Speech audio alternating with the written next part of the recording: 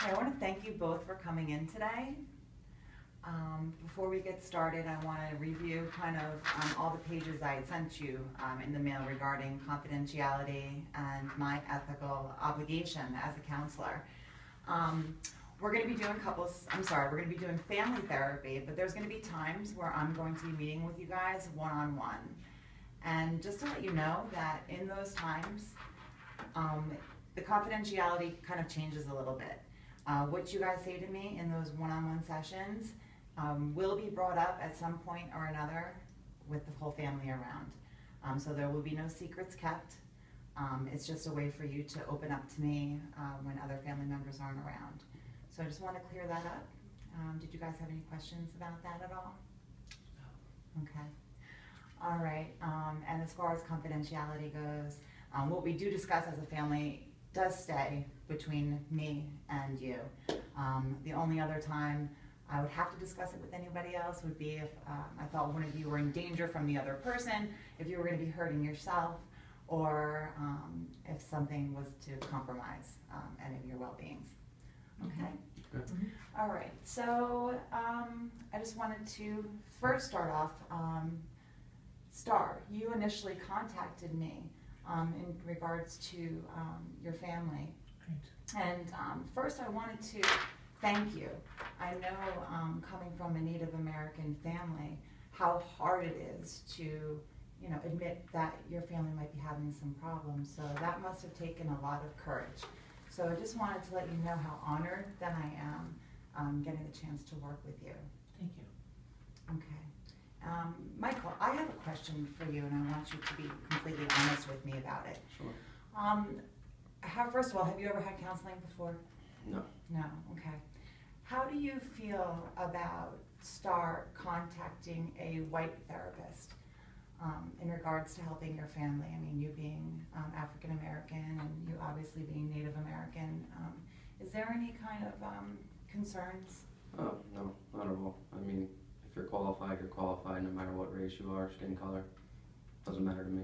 Okay, that's good to hear. I mean, I know that we live in a society where race sometimes can, come into play, and that's great to hear, because I want to build a relationship with you. This will be a journey that we go on together, and I'm happy to hear that that is the issue with you. I mean, that is the case with you. If we do ever encounter a time where you might be thinking that I don't understand where you're coming from, as far as culturally or what have you, please, it's open door. You can please tell me maybe I'm going in the wrong direction with something, but I want to be able to, give you the opportunity, as I want to learn from you guys as well. Okay, so let's get started. First, let's talk about, first, your roles in the family. Michael, what's your role in the Freeman family? Well, I would consider my role is to put food on the table. Really, I work hard, and I provide for my family. Okay, so financially, you work hard. You provide for your family financially. Do you provide other than financially? Well, I mean, when I was a kid, my father, he worked hard for us. We were very poor. Mm-hmm. So him putting food on the table for my family is really what I considered the most important growing up. So that's what I consider now the most important for my family. Maybe there might not be other things I provide, but I consider that most overall important. Okay, so you learned this as a child, and you mirrored your father, seeing him work very hard and bring food home and money and provided for your family. So that led you to be the man who you are today, mirroring in your father's footsteps. Correct. Okay. And Star, if you'd like, please just tell me a little bit about your childhood and tell me what it was like in your family. My childhood. I actually had a very good childhood. We came from very large tribes, and we were all one big happy family. We did everything together. We ate together. We spent time together all the time. And we had a very special weekends together where all the elders of the tribes would come together, and we would have almost like a spiritual awakening, and all the elders would be using peyote as the children sat there and sang and danced, and there were rituals that we saw, and we were just amazed, and we grew up seeing that all our lives. And we had a very good family. There was always food on the table, and it was good. Life was good as a child. Okay, and I know that you contacted me in regards to your daughter. You were concerned about her drug use. Right. So from what you're telling me is that you yourself experienced a lot of drug use, viewing drug use from your own parents when you were a child, and your way of, I guess, dealing with that, you didn't say much at all about that. We didn't say much because we didn't think it was wrong. It was just something that we did. And that's why I did contact you, because I see what's happening in the house now. The family's falling apart. Michael works very hard, and he comes home and he isolates himself in the back room. And my granddaughter now is rebelling, and she's drinking alcohol and doing drugs, and I'm really concerned for her. And my daughter, I suspected for quite a while, but now I know for sure that she is stealing my painkillers, so she's an addict.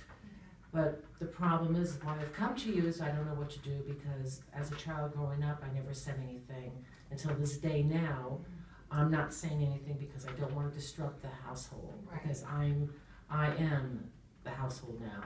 Right. I don't want to upset my daughter, I don't want to upset Michael, and I don't want my granddaughter, my only granddaughter, not to like me or love me. So I'm trying my best to do something about this. Okay, well, it seems to me you both have grown up in homes where, I mean, and correct me if I'm wrong, I see a little bit of a pattern here with both of you. Michael, you know, you grew up in a home where your father provided for you. And it seems like, from what you tell me, he provided for you financially, but wasn't quite there emotionally. No. Okay. And you were brought up in a family where drug use was, you know, I know in Native American culture, family is the most important thing, and nothing disrupts, you know, your family. So by seeing that drug use, you know, that was kind of just, you know, part of your culture, and it was excused because of that. So today, you know, you've kind of carried over that same kind of outlook into this family, that the family is so important that you don't want it disrupted by anything, especially drug use. So, you know, your way of dealing with it is, you know, stepping up and, you know, taking over the mother role and trying to take control over the family and, you know, really do your best, which, you know, it is to keep this family together. You both have had these behaviors ingrained into you as children, so it's going to take a while for us to change behaviors and learn new ones and new coping mechanisms. But I'm hoping that over time that, you know, we can work together and figure out a better way, because right now it just doesn't seem what we're doing is quite working that well. Okay. So what I'd like you both to do is just a little homework. Maybe just try something a little bit different tonight, this week. And Michael, if you can just try, maybe when you come home from work, instead of running into the back house and, you know, turning the TV on and isolating yourself, which I understand you work very hard and I'm sure that you're tired, maybe, you know, just stop and talk to someone in the house and just simple question of how's your day. You know, we'll start with like little tasks and see how that works for you. Okay.